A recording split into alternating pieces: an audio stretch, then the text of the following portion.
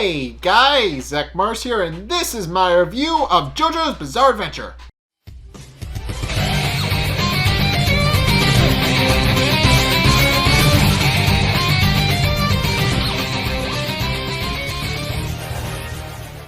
Okay, so this episode is interesting that we find out a little bit more about how Grateful Dead actually works, and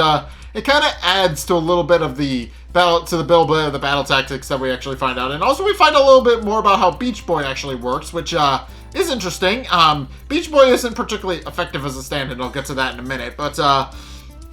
in any case, it does start off with Mista still hooked on Beach Boy's hook, and he's trying to figure out how to get rid of it so that he's not actually pulled away and has his arm taken off. So obviously the first thing he tries is to actually pull out his gun and try shooting the line, which doesn't work, and he actually almost winds up shooting himself by accident because it just repels off of Beach Boy's line when it's revealed that Beach Boy can just repel any damage done to it, and it really doesn't matter what kind of stand you have. It's just going to repel everything against it. But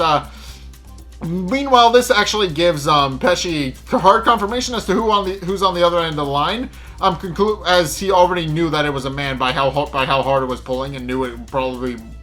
wasn't Trish. But then to add to that point, he then realizes that what just hit his line was actually a bullet, and noting that Mista is the only one who actually has a gun of the entire group, concludes that it's likely Mista on the other end of the line, and decides that he's actually going to reel him in and actually finish him off in person. And with that, then starts sending his Beach Boy further up on Mista's arm, which Mista actually panics about because he quickly realizes if he doesn't deal with it, it's going to reach his brain. And to add to that, he's being dragged around the train by Beach Boy, and he eventually realizes he needs to actually find a solution to actually get rid of the hook. So to try and stop it, he actually uses his gun on himself to actually get his Sex Pistols inside of himself to actually try and extract the hook and keep it from ripping him apart. Which is actually really cool, but a little bit dangerous because obviously it's a gun. But obviously he shot himself. That's not a very good thing. Fortunately, he has a stand that can redirect the direction of bullets, but yeah, don't shoot yourself. You are not a stand user. You do not have a cool stand like Sex Pistols to protect you from bullets. But in any case, his Sex Pistols quickly realize that they actually can't pull the hook out of Mista, and so Mista, after realizing he can't save himself that way, realizes that the other way he's actually going to have to do it is by figuring out where the stand user is, and proceeds to just open fire at the door that he's currently being dragged to, which he points out, which Pesci just kind of laughs at a little bit when he hears the gun go off, pointing out that Mista is actually nowhere near where he is and wonders where he's aiming at, and also points out that there's countless passengers and that he's liable to hit somebody if he's not careful. But then his monologuing and bragger's boasting is actually cut off when Sex Pistols actually winds up flying through the window of the room where he's in and winds up shattering his ice glass. Not the ice itself, but just the glass that's in, which Pesci quickly panics because he realizes what Mista and his Sex Pistols are actually trying to do. And sure enough, the rest of the Sex Pistols actually show up and actually finish off Pesci's ice glass, which causes him to not only release his stand, but to not only undo his stand, but also go and try to scoop up the remaining ice and tries to save himself. But in the process, he is actually confronted by an old man who shows up and stops him, and grabs onto him, pointing out that he's wondering what's happening to him, and he points out that he ordered the fatty steak, but that he isn't able to eat it, and Pesci just shoves him off because he has no idea what the old man's deal is, and immediately goes reaching for his glass. But it's at this point where he actually gets his hand shot off by Mista, and his Sex Pistols, who actually wind up redirecting a bullet into his hand to keep him from picking up the ice. And it's at this point where Sex Pistols actually point out that they tell Mista that they found the stand user, and Mista then walks in, reloads his gun, and proceeds to hold Pesci at gunpoint, and demands to know what, and then proceeds to tell him that he'll shoot him in the eyes if he doesn't comply. But basically, he gives him 2 seconds to answer a very simple question about where Prosciutto actually is, because he knows that Pesci's stand isn't the one responsible for aging everybody around them, and And he's quickly picked up that he has to have a partner. So he quickly points out that if Pesci doesn't answer, he'll actually shoot him in the eyes, and tells him that until he has the count of 2. And Pesci admits that he does not know, since Prosciutto just kind of wandered off, and we have no idea where he is. But Mista really remarks that that's not good enough, and then proceeds to get ready to shoot him. But then the old man from earlier actually winds up grabbing onto him, and once again claims that he can't eat his fatty steak. And Mista merely reassures him that he'll be able to eat it soon enough, as soon as he deals with the stand user. But the old man merely remarks that he feels like he'll be able to eat it real soon, but also remarks that Mista might not, and even specifically refers to Mista by name, which freaks Mista out. And then we actually wind up finding out who the old man is, and as it turns out, the old man is Prosciutto. As we actually find out in the scene, we find out that Prosciutto is normally immune to his stand's ability and can freely age himself and de-age himself at will, as we find out later. But as we find out, he's actually able to freely age himself, but he is normally immune to it. And sure enough, once he actually has Mista in an arm lock, he actually winds up using his Grateful Dead to age him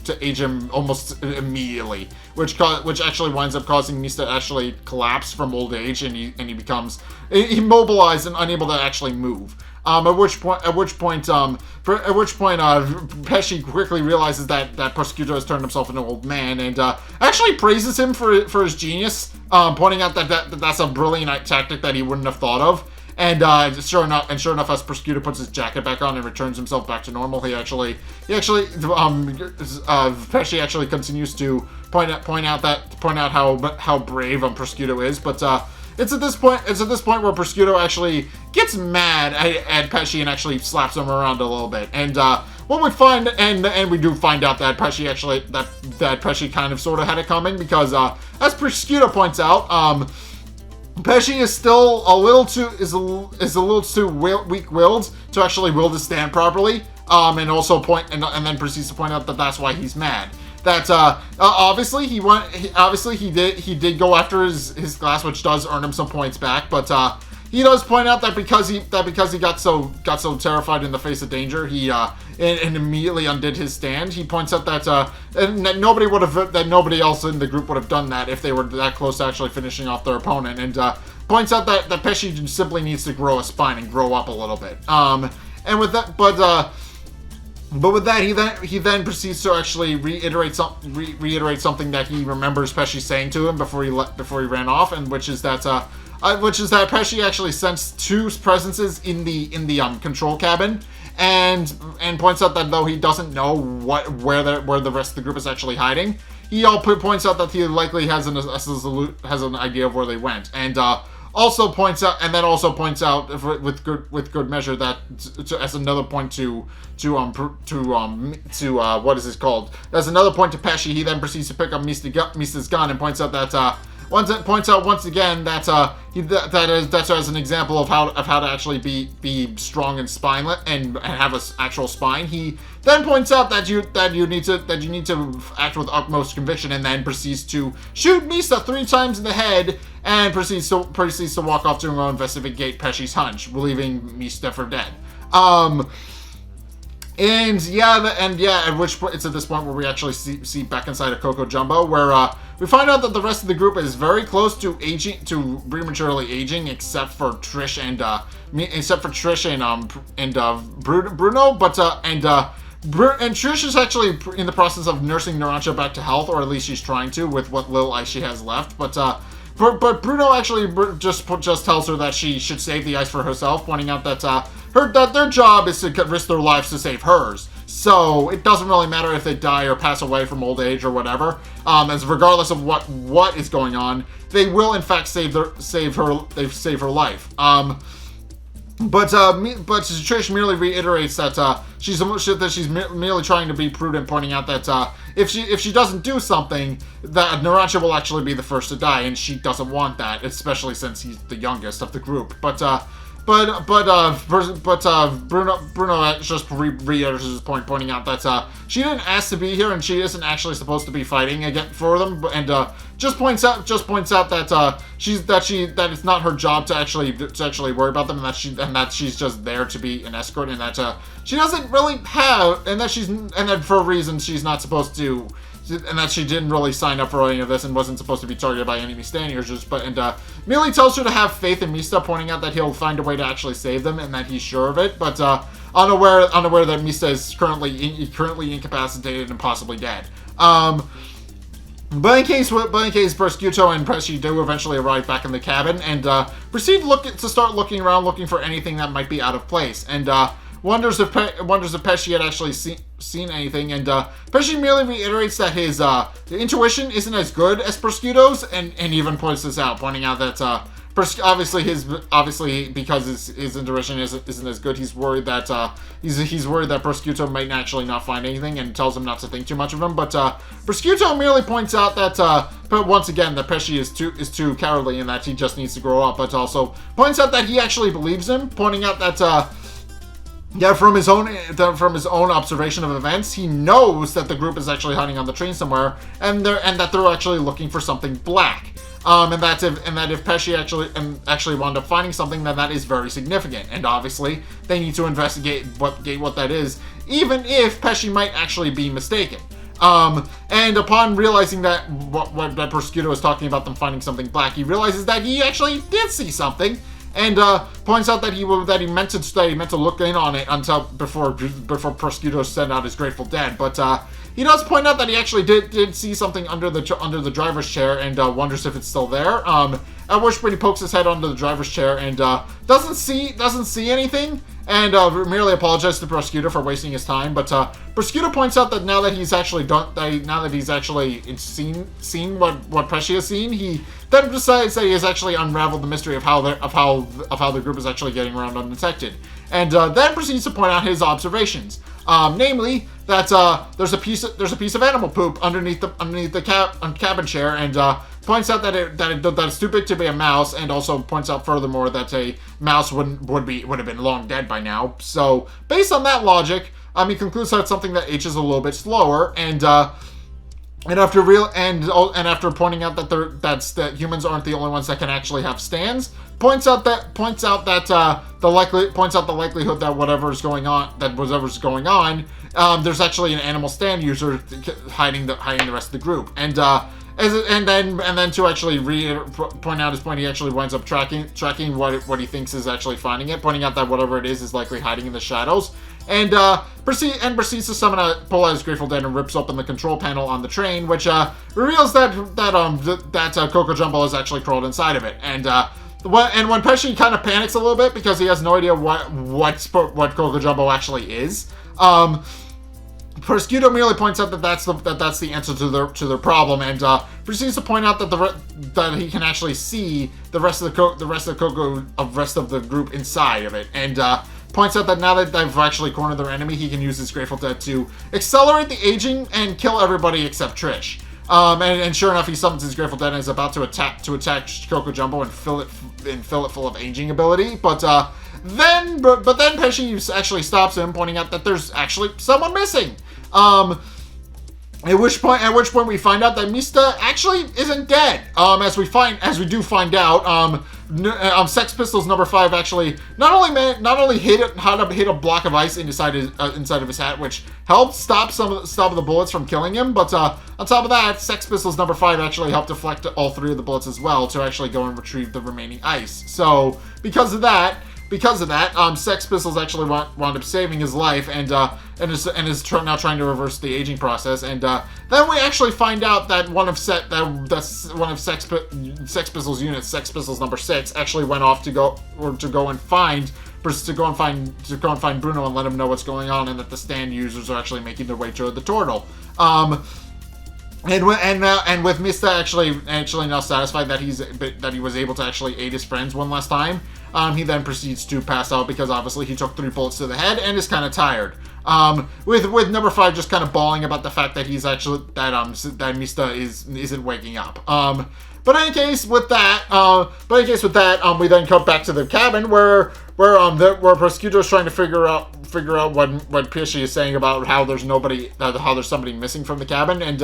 he points out that it doesn't really matter who's missing, but then Pesci upon closer observation discovers that it's actually Bruno who's missing, and it's this point where Prosciutto actually panics because he realizes that if Bruno is the one who's missing, it's going to be a very big problem because obviously Bruno is a very dangerous fighter. At which point it's revealed that Bruno actually used his sticky fingers to hide inside a pocket dimension inside the cabin, and proceeds to unzip himself, and Bruno quickly and Bruno not only sees the two of them actually attacking the rest of the group, but also quickly realizes that they're very much in danger, and uses his sticky fingers ability to ricochet his fist out of it to actually wind up catching Prosciutto off guard and punches away his stand. At which point Prosciutto turns around and Sex Pistols number 6 then proceeds to explain how Grateful Dead actually works to kind of keep Bruno from actually being aged prematurely, since he's seen firsthand what happens when you actually come in contact with Grateful Dead directly. And sure enough, Prosciutto is very much panicking because, as he points out, he killed Mista personally, so he's a little surprised as to why Mista's stand is actually helping Bruno right now. But in case he decides that it's not going to matter, and tells Pesci to actually get up and actually deal with the rest of the group, pointing out that all they really need to do is kill the rest of them and get Trish, and Beach Boy should be more than enough for that. So with that, Pesci then proceeds to start summoning his Beach Boy, but Bruno immediately jumps out of his zipper dimension, where he immediately slams Pesci's head into the glass against the side of the train, which knocks him out and incapacitates him, but Prosciutto merely remarks that was a bit naive of Bruno, pointing out that their job is to keep Trish safe at the cost of their own lives, and that if he's going to lose some of his gang, then so be it. But Bruno merely remarks that if he has to, he can do both, pointing out that he can both save Trish and his crewmates. And with that, the two of them then proceed to battle within close quarters, and what we quickly find out is that while Grateful Dead is very dangerous in that it can actually age someone quickly and possibly take away their stand abilities, it is very slow in actual combat. Case in point, Bruno is able to quickly outmatch him and actually manages to knock him into one of the control panels in the front of the train, which does wind up incapacitating him and winds up hurting him. But Prosciutto then points out that his stand is a little too fast and he won't actually be able to stop him. But then points out that there actually is a bit of a short-term victory with the fact that Bruno just wound up punching him, pointing out that as he explains, he's breathing heavily and points out that Bruno is doing the same, and then proceeds to point out that Bruno is actually starting to age, which Bruno does notice and quickly realizes that what's going on, and it's at this point where Prosciutto actually reveals that because Bruno actually wound up burning calories in the fight, he's actually starting to age faster and is actually starting to heat up, and sure enough, Sex Pistols number 6 actually brings Bruno another block of ice, but quickly finds out that it's actually having no effect, because at this point Bruno is actually way too old. And also the ice is actually melted as a result of that as well. But in any case, Bruno, determined to actually defeat Prosciutto and save his crew, actually summons Sticky Fingers again. But by this point, Sticky Fingers is too slow to actually be a match for Grateful Dead, and Prosciutto knows this because he immediately attacks Bruno and grabs Sticky Fingers' arm, despite and is easily able to evade him. And immediately remarks that he's actually now that Bruno has actually been defeated, he's going to now kill him with old age, and remarks that Bruno has no chance of actually defeating him now, pointing out that he's failed as a capo, and this is his punishment for doing so. But then Bruno reveals the twist of that, which is that he was fully aware of the aging process that would occur, and explains that he's determined to do both. At which point it's revealed what Bruno actually did, which is that during their brief attack and during the brief scuffle, and Prosciutto didn't pick up on this right away, but what it's revealed that Bruno has actually made several zippers on the ground and has made a giant pole in the middle of the train cabin, which Prosciutto quickly realizes what Bruno is about to do, and tries to dissuade him from doing so, pointing out that they're currently moving at 150 miles per hour on a bullet train, and obviously if they go out of the train, it's going to hurt like hell. But Bruno merely points out that he has no problem with that, pointing out that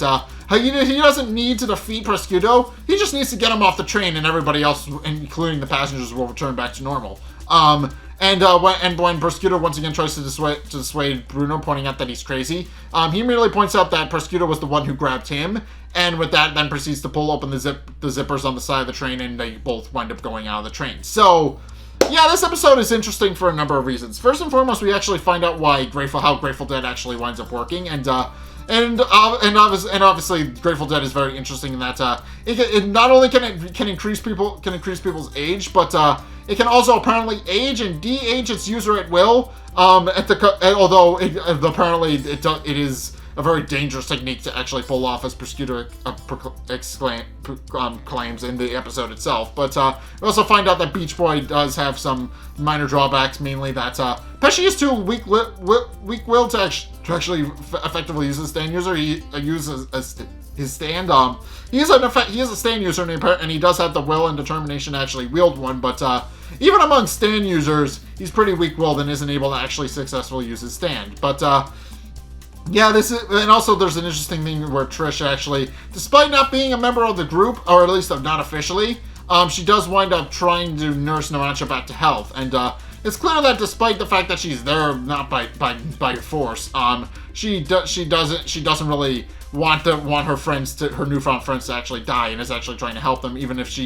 it's implied that she's a stand user, but we've never actually seen her stand yet, so she may or may not be a stand user. I have no idea. Again, can't really take the word of a villain. Can't really take the word of an antagonist at face value. But in any case,